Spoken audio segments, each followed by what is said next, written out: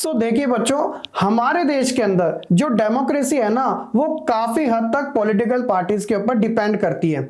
उसका एक main reason ये है कि हमारे देश में इलेक्शन कंडक्ट करवाए जाते हैं जिसमें वेरियस पॉलिटिकल पार्टी पार्टिसिपेट करती है और इलेक्शन को लड़ती है, जिसमें से जो पॉलिटिकल पार्टी इलेक्शन को जीत जाती है तो वो क्या करती है, गवर्नमेंट को रन करती है। अब जब गवर्नमेंट को रन करती है तो इसका मतलब क्या हुआ कि देश के अंदर जितने भी रूल एंड रेगुलेशन बनते हैं उसमें कहीं ना कहीं इस पॉलिटिकल पार्टी का, जो कि इलेक्शन को जीती होती है, चाहे फिर वो स्टेट लेवल की हो या फिर नेशनल लेवल की हो, उसका सबसे बड़ा रोल रहता है, जिसकी वजह से जो आम जनता है वो इन्फ्लुएंस होती है। अब प्रॉब्लम कहां पर है? आपने अक्सर सुना होगा कि जो आम जनता है ना, वो हमेशा जब भी पॉलिटिक्स के अपना व्यू रखती है ना, तो वो पॉलिटिक्स को ठीक नहीं मानती, यानी कि वो पॉलिटिक्स से ज्यादातर हेट करती है। उसके पीछे क्या रीजन है कि जो लीडर होते हैं वो कोई काम नहीं करवाते, सोसाइटी जैसे पहले थी वैसी अभी है, करप्शन जो हमेशा देखने को मिलता है, जो बड़े बड़े लीडर होते हैं इवन उनके ऊपर क्रिमिनल केसेस भी होते हैं, फिर भी इलेक्शन जीत जाते हैं। तो लोगों के जो व्यूज है पॉलिटिकल पार्टीज को लेके, इवन पॉलिटिक्स को लेके, काफी ज्यादा नेगेटिव है और ये चीजें फैक्ट बेस्ड भी रही है हमारी सोसाइटी के अंदर। तो सवाल यहां पर ये आता है कि इन पॉलिटिकल पार्टीज के सामने क्या क्या चैलेंजेस फेस होते हैं और साथ ही वो कौन से तरीके हैं जिनकी वजह से पॉलिटिकल पार्टी को हम रिफॉर्म कर सकते हैं, यानी कि उनमें सुधार कर सकते हैं। तो ये सभी चीजें बच्चों आज की आपको वीडियो में देखने को मिलेगी। So my name is Shahrukh Saifi and welcome to the channel simplifying exams.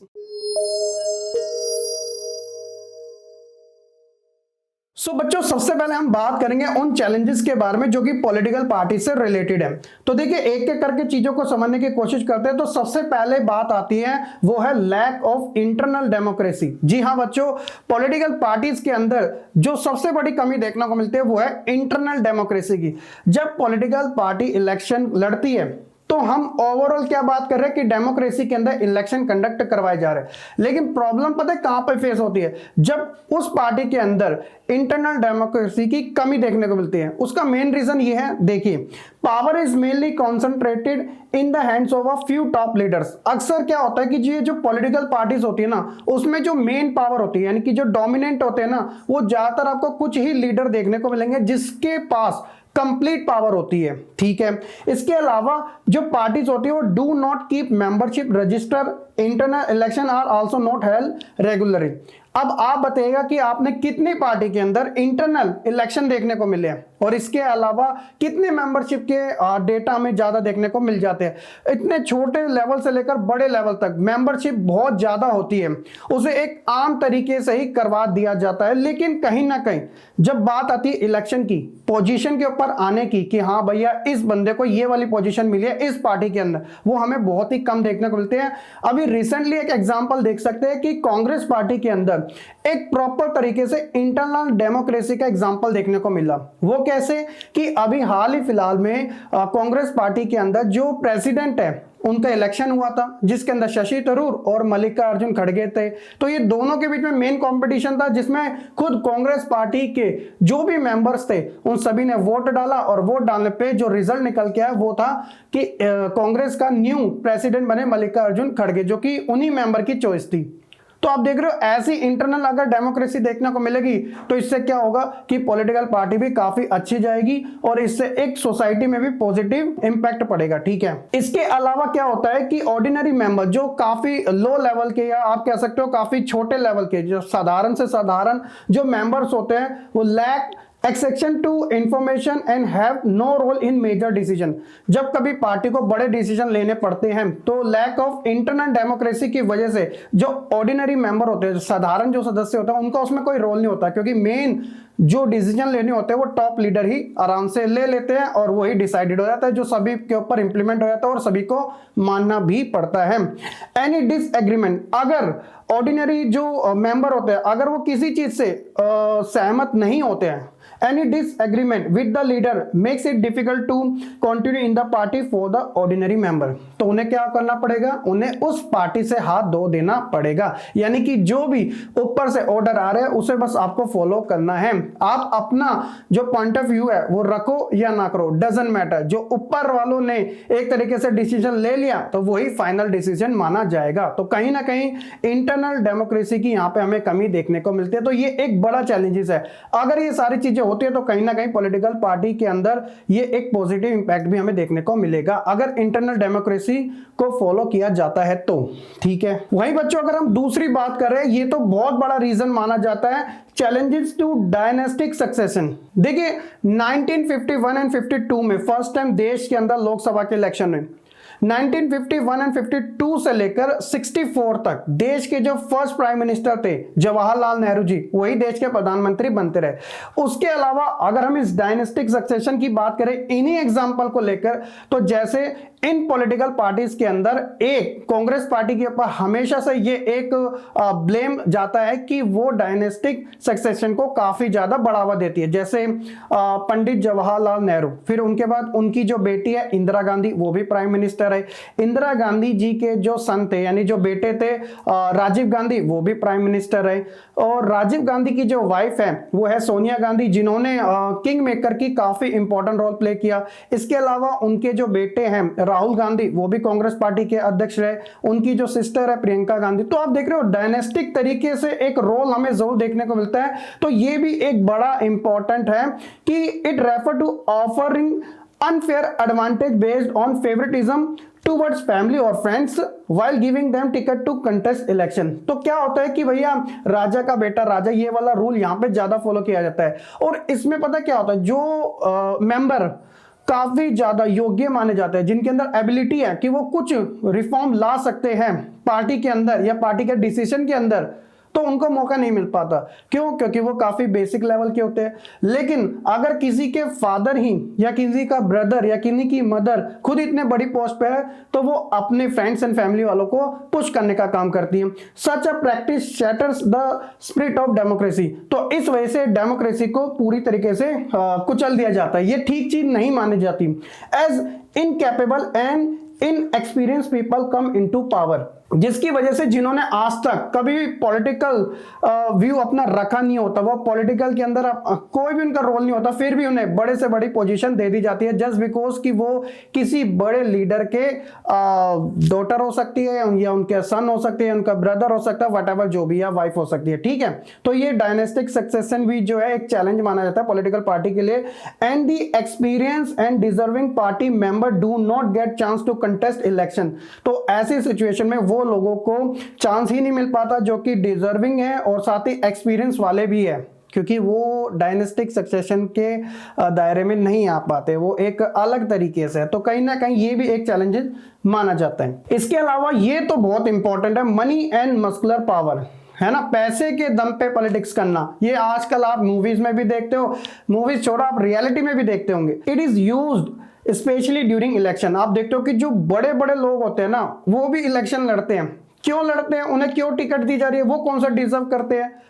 वो डिजर्व इसलिए करते हैं क्योंकि वो पार्टी को पैसा दे रहे हैं, पैसा यानी कि फंड दे रहे हैं। ठीक है, those who can raise fund and nominating. तो जैसे पैसा दिया, टिकट का पैसा दिया, चलो जी लड़ लीजिएगा, और आपका सोसाइटी में भी इतना ज्यादा इन्फ्लुएंस है, आप जीत भी सकते हो, तो उन्हें दे दिया जाता है। Those people who provide fund to parties influence their policies too. और जो लोग ज्यादातर एक तरीके से फंड्स देते हैं पार्टी के अंदर, उनका रोल भी काफी इंपॉर्टेंट होता है, क्योंकि वैसे ही वो एक सोसाइटी में काफी हाई लेवल के, और पॉलिटिकल पार्टी ज्वाइन करने के बाद उनका जो लेवल होता है वो और ज्यादा हो जाता है। अक्सर हम ऐसा क्यों देखते हैं कि जो लीडर होते हैं वो पहले से ही इतने ज्यादा अमीर होते हैं? हमें हैरानी तब होती है जब कोई कॉमन लीडर, बड़ा आम जनता से निकल के आया ऐसा एक नेता जो कि बड़ी ऊंचाइयों तक जाता है, तो हम उसका एग्जाम्पल सेट करते हैं। वरना कॉमनली हम क्या कहते हैं कि वही लोग जाते हैं जिनके पास ज्यादा पैसा होता है। एक बेस्ट एग्जाम्पल हम यहाँ पे ले सकते हैं, हमारे देश के जो प्रधानमंत्री है श्री नरेंद्र मोदी जी, वो एक इतने लो लेवल से उठ के आया कि वो आज देश को रन कर रहे हैं, और एक तरीके से वो बैक टू बैक 2 टाइम देश के प्रधानमंत्री भी बन चुके हैं। तो ये एक बड़ा एग्जाम्पल सेट होता है। लेकिन ज्यादातर जो लीडर्स होते हैं वो पहले से इतने ज्यादा रिच होते हैं, और उनकी पोस्ट पॉलिटिकल पार्टी में आने की वजह से और ज्यादा ऊंची हो जाती है, यानी उनका इन्फ्लुएंस और ज्यादा फैल जाता है। तो इसलिए एक ये भी चीज है कि उन लोगों को मौका दिया जाना चाहिए जिनके पास एबिलिटी है, एक्सपीरियंस है, और जो डिजर्व करते हैं। और बच्चों फोर्थ है कि parties fail to offer meaningful choices to voter. Sometime क्या होता है कि पार्टी वो ऑफर प्रोवाइड नहीं करा पाती जो कि वोटर्स के लिए मीनिंगफुल हो। जैसे एग्जांपल के तौर पे the reason behind this is ideological differences among the party. अगर सभी पार्टी की जो आइडियोलॉजी है वो एक जैसी हो जाएगी तो फिर लोगों के पास क्या ही ऑप्शन रह जाएगा, भैया ए नहीं तो बी जीत जाओ, बी नहीं तो सी जीत जाओ, क्योंकि सबकी आइडियोलॉजी तो सेम है, हमारे को क्या ही फर्क पड़ता है। एग्जांपल के तौर पे यहाँ पे यूके का एग्जांपल लिया गया, ब्रिटेन का। यहाँ पे दो मेजर पार्टी, क्योंकि यहाँ पे टू पार्टी सिस्टम है, जो जहां पर आप देखोगे लेबर पार्टी और कंजर्वेटिव पार्टी जो है आपको देखने को मिलेगी। तो इन दोनों की जो आइडियोलॉजी है वो भी ज्यादातर सेम देखने को मिल रही है, बस फर्क सिर्फ इतना है कि they agree on more fundamental aspect but different in only detail how policy to be frame and implemented. तो बस ये है कि भैया पॉलिसीज इनकी चेंज हो सकती है, डिफरेंट हो सकती है, लेकिन इनका जो एक तरीके से किसी भी एस्पेक्ट के ऊपर एग्री होना वो बिल्कुल सेम सेम देखने को मिलता है, जिसकी वजह से लोगों के पास इतने ऑप्शन नहीं रह जाते कि वो उन लीडर को चूज कर पाए जो कि एक सोसाइटी के अंदर एक बड़ा चेंज लाना चाहते हैं। लेकिन आज के समय में आपको एक एग्जांपल के तौर पे बता सकता हूं कि एक पार्टी है जो काफी ज्यादा अपना इन्फ्लुएंस पूरे स्टेट के अंदर अलग अलग स्टेट में वो फैलाती जा रही है। जी मैं बात करूं अभी हाल फिलहाल में बनी आम आदमी पार्टी, जिसको अभी नेशनल पार्टी का स्टेटस भी मिल चुका है। उनकी जो पॉलिसीज है वो लोगों को ज्यादा अच्छी लग रही है। वो क्यों लग रही है? क्योंकि वो उन चीजों के ऊपर काम कर रहे हैं जो वाकई में लोगों को ज्यादातर नीड है। जैसे हम बात करते हैं रोटी कपड़ा मकान, एक काफी कॉमन सा नाम है ना, इसके ऊपर काम करती है। इसके अलावा स्कूल हो गया, हॉस्पिटल्स हो गया, जो बेसिक फैसिलिटीज होती है लोगों को चाहिए ही चाहिए, तो उनके ऊपर ज्यादा काम कर रहे हैं, जिसकी वजह से लोग पॉलिटिक्स के अंदर और ज्यादा इंटरेस्ट लेने शुरू कर दिए, है ना। और वैसे इतना डिजिटल टाइम चल रहा है जिसमें आपको जगह जगह ये सारी चीजें वैसे भी देखने को मिल सकती है। तो बच्चों ये थे वो पॉइंट्स जिसमें हम बात कर रहे थे चैलेंजेस के बारे में इन पॉलिटिकल पार्टीज की। होप्स हो कि बच्चों आपको चारों के चारों अच्छे तरीके से समझ आ चुके हैं। और जैसा कि मैंने आपको बताया था कि वो कौन से पॉइंट्स होने चाहिए जिसमें हम पॉलिटिकल पार्टी में रिफॉर्म ला सकते हैं। ये तो हमने प्रॉब्लम्स के बारे में बात कर ली। क्या हम कभी भी पॉलिटिकल पार्टीज के नजरिए को बदल नहीं सकते, या कोई भी ऐसा लॉ नहीं ला सकते, या कुछ भी नहीं कर सकते? कर सकते हैं। उसके लिए हमारे पास कुछ वैल्यूएबल पॉइंट्स है। जैसे अब हम बात करेंगे how can party B reform, कैसे पार्टी के अंदर सुधार लाया जा सकता है। तो उसके लिए जो हमारा कॉन्स्टिट्यूशन है उसके अंदर कुछ ऐसी चीजें लाई जाती है जिसकी वजह से इन पॉलिटिकल पार्टी के ऊपर कहीं ना कहीं वो इंपैक्ट पड़ता है, जिसकी वजह से ये चेंज लाना शुरू कर देती है। जैसे एग्जांपल की हम बात करते हैं, the constitution, our constitution has been amend to prevent changing of the party by elected MPs and MLA. Sometime आप क्या देखते हो कि कोई ए पार्टी का मेंबर है, इलेक्टेड मेंबर है, जिसे जनता ने खुद चूज किया था एमएलए के तौर पे या फिर एमपी के तौर पे, लेकिन क्या होता है कि कोई अदर पार्टी से उसे ऑफर मिलने की वजह से, पैसों की लालच में वो क्या चले जाता है, दूसरी पार्टी में चले जाता है। मतलब लोगों ने वोट दिया था ए पार्टी के लिए, लेकिन वो दूसरी पार्टी ने उसे खरीद लिया तो बी पार्टी में चले गया, तो लोगों के वोट की वैल्यू तो यहाँ पे जीरो होगी, है ना। तो ऐसे में क्या किया है कि हमारे कॉन्स्टिट्यूशन के अंदर क्या किया गया, एक अमेंडमेंट किया गया। इसमें क्या बात की गई है कि those MLAs and MPs who attempt defection will lose their seat in the legislature। Defection का मतलब होता है दल बदल। अगर कोई भी मेंबर अपना दल को यानी कि अपनी पार्टी को चेंज कर किसी दूसरी पार्टी में जाता है, तो ऐसी सिचुएशन में क्या होगा कि वो अपनी सीट भी लॉस कर देगा, यानी कि वो सीट पे दोबारा से क्या होंगे, री इलेक्शन करवाए जाएंगे, यानी कि बाय इलेक्शन करवाए जाएंगे। तो ये काफी अच्छा लॉ माना जाता है। इसका जो क्राइटेरिया है वो भी अलग अलग तरीके से फॉलो किया जाता है। तो इस तरीके से हम क्या कर सकते हैं, रिफॉर्म्ड ला सकते हैं पॉलिटिकल पार्टीज के अंदर। इसके अलावा दूसरा इलेक्शन कमीशन, ये भी इंपॉर्टेंट है क्योंकि इलेक्शन कंडक्ट करवाने का काम सारा इलेक्शन कमीशन के अंदर आता है। An order was passed to make it mandatory, yes mandatory for political party to hold their organization election, और इसके अलावा it is also ask them to file their income tax return. यानी इन political party को कहा गया है कि आप आईटीआर भी अपना फिल कीजिएगा, इनकम टैक्स जो भी आपके पास जो भी एक तरीके से फंड आता है तो उसके तौर पर आपको इनकम टैक्स भी देना पड़ेगा। और इसके अलावा पार्टी के अंदर ऑर्गेनाइजेशन तरीके से इलेक्शन भी कंडक्ट करवाना जरूरी है। अब ऐसे में कितनी ही पार्टी वाकई में इसके ऊपर इंप्लीमेंट करते हैं वो अलग चीज है ना। हालांकि मैंने भी आपको हाल फिलहाल का एग्जांपल बताया था कांग्रेस पार्टी का, जिसमें इंटरनल तरीके से इलेक्शन भी कंडक्ट करवाए गए थे, लेकिन ऐसा सभी पार्टी में हमें नहीं देखने को मिलता। तो कुछ वो तरीकों के बारे में हम बात करें जिनकी वजह से हम इन पॉलिटिकल पार्टीज के अंदर रिफॉर्म ला सकते हैं, जिसमें दूसरा इनके द्वारा सजेस्ट किया गया इलेक्शन कमीशन के थ्रू। ठीक है। तीसरा है सुप्रीम कोर्ट। जी हाँ, सुप्रीम कोर्ट क्या कर रही है कि the supreme court passed an order for checking the influence of money and criminals. जी हाँ, सुप्रीम कोर्ट की तरफ से एक ऑर्डर पास किया गया था जिसके अंदर जो भी कैंडिडेट इलेक्शन को लड़ना चाह रहा है, तो जब वो अपना नॉमिनेशन फिल कर रहा होगा तो ऐसी सिचुएशन में जो भी उसका बैकग्राउंड है, जितने भी उसके पास मनी है, वो सारे के सारे नॉमिनेशन लेटर के अंदर उसे फिल करने पड़ेगी। इससे होगा क्या, ये सारी चीजें पब्लिश की जाएगी जिससे कि आम जनता को पता चलेगा कि जो उनका लीडर है उसके ऊपर कितने क्रिमिनल केसेस है, उसकी जो संपत्ति है, जो उसके पास मनी है वो कितनी है, कहीं वो ब्लैक मनी को तो नहीं ज्यादा रख रहा। तो ये सारी चीजें, लेकिन यहां पर ना एक कमी हमें देखने को मिली है। देखिए, it is compulsory for a candidate desirous for contesting for the election to provide an affidavit regarding his property detail and criminal cases pending against him. तो जो भी है, लेकिन अगर बात की जाए ना इनको वेरीफाई करने की, एक तरीके से वेरीफाई कर लेते हैं, तो उसके लिए कोई भी ऐसी कमेटी जो है फॉर्म्ड नहीं की गई है। बस बोल दिया गया कि भैया नॉमिनेशन लेटर में फिल कर दो। अगर उसने गलत फिल कर दिया तो उसकी कोई जांच नहीं होगी। इसके लिए एक स्टेप लेना जरूरी है, लेकिन चलो इसकी वजह से भी लोगों को काफी ज्यादा फायदा मिला है, जिससे कि वो अपने लीडर को पहले से ही वोट देने से पहले पहचान लेते हैं। इसके अलावा है प्रेशर ग्रुप। प्रेशर ग्रुप का मतलब क्या होता है? देखो बच्चों, एक क्रिकेट स्टेडियम के अंदर जब एक बैट्समैन बैटिंग कर रहा होता है और लास्ट बॉल पे उसे 6 रन की रिक्वायरमेंट है, तो अब सोचो कि उसकी सिचुएशन उस समय कितनी प्रेशराइज होगी, है ना, क्योंकि इतने सारी ऑडियंस उसे देख रही है, टीवी पर भी देख रहे हैं, स्टेडियम पर भी है, कितना ज्यादा उसके ऊपर प्रेशर होगा, दबाव होगा। तो ये प्रेशर ग्रुप भी ना कुछ ऐसा ही काम करता है जैसे ऑर्डिनरी सिटीजन यानी आम जनता join together and act as a pressure group on government for reform. यानी कि लोग, ये जो गवर्नमेंट हमने चूज करी है, जो कि एक रिस्पॉन्सिबल गवर्नमेंट है हम लोगों के लिए, उससे सवाल करना शुरू करें। आपको अमेरिका में, ब्रिटेन में ऐसा बहुत देखने को मिलेगा।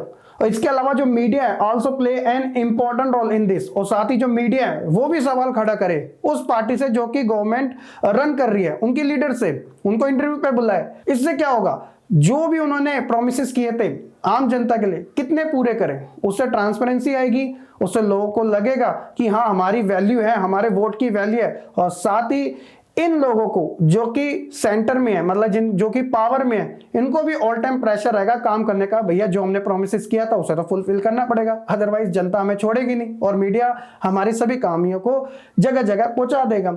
तो ये हमारे लिए नेक्स्ट टाइम के इलेक्शन कंटेस्ट करने के लिए कहीं ना कहीं प्रॉब्लम क्रिएट कर सकता है। तो इसलिए हमें काम करना जरूरी है। तो प्रेशर ग्रुप कुछ इस तरीके से काम करता है, इसमें ऑपोजिशन का भी रोल काफी इंपॉर्टेंट होता है। तो कुछ ये तरीके हैं बच्चों जिनकी वजह से हम पॉलिटिकल पार्टी के अंदर रिफॉर्म्ड यानी कि सुधार ला सकते हैं। इसके अलावा आप कुछ और भी ऐड अप कर सकते हो, जैसे कि जो हमारे देश में ये जो इलेक्शन होते हैं ना वो काफी ज्यादा एक्सपेंसिव होते हैं, इसलिए क्या जरूरत है कि गवर्नमेंट खुद पॉलिटिकल पार्टीज को फंड प्रोवाइड करवाए, ठीक है। और इसके अलावा वुमेन्स को भी रिजर्वेशन देना जरूरी है इलेक्शंस के अंदर। जैसे लोकल लेवल की गवर्नमेंट में तो उन्हें प्रोवाइड कराया गया है, लेकिन कहीं ना कहीं जो हम लोकसभा और साथ ही जो स्टेट असेंबली के इलेक्शन होते हैं उसमें बात करते हैं तो कहीं ना कहीं उसमें हमें कमी देखने को मिलती है। अगर हम सुधार चाहते हैं तो वुमेन एम्पावरमेंट को बढ़ाना भी काफी ज्यादा जरूरी है, ठीक है। तो इन सब तरीकों से हम इन पॉलिटिकल पार्टी के अंदर रिफॉर्म्ड ला सकते हैं और अपनी डेमोक्रेसी को और ज्यादा सुटेबल और स्ट्रॉन्ग बना सकते हैं, ताकि ये जितनी भी पॉलिटिकल पार्टी है वो अपनी आम जनता के लिए रिस्पॉन्सिबल हो सके और ठीक तरीके से काम कर सके। और सबसे इंपॉर्टेंट है कि भैया देश की जो जीडीपी है उसे ग्रो करना और साथ ही डेवलपमेंट जैसे प्रोसेस को ज्यादा से ज्यादा इंप्लीमेंट करना, सिर्फ बोलना नहीं है, उसको इंप्लीमेंट भी करना जरूरी है ताकि आम लोगों का इससे फायदा हो सके। तो इन सब तरीके से लोगों के नजरिए बनेंगे और उनमें चेंजेस आएगा और वो पॉलिटिक्स को पसंद भी करना शुरू करेंगे। तो ये था बच्चों आज की इस क्लास में। होप्स होगी बच्चों आपको सभी चीजें काफी अच्छे तरीके से समझ आ चुकी होगी। अब हम अपना एक और पार्ट में बात करने वाले हैं जिसमें हम स्पेशली उन इंपॉर्टेंट टर्म्स के बारे में बात करेंगे जो इस लेसन में गिवन है, और साथ ही कुछ प्रैक्टिस के लिए मैं आपके लिए एमसीक्यू क्वेश्चन भी रखूंगा ताकि आपको ये लेसन अच्छे तरीके से रिवाइज्ड भी हो सके, ठीक है। तो मिलेंगे फिर अपनी नेक्स्ट वीडियो में। आप वीडियो को लाइक कमेंट शेयर करना बिल्कुल ना भूलेगा। तब तक के लिए सही बच्चे खुश रहे, पढ़ते रहे और ऐसे ही आगे बढ़ते रहे।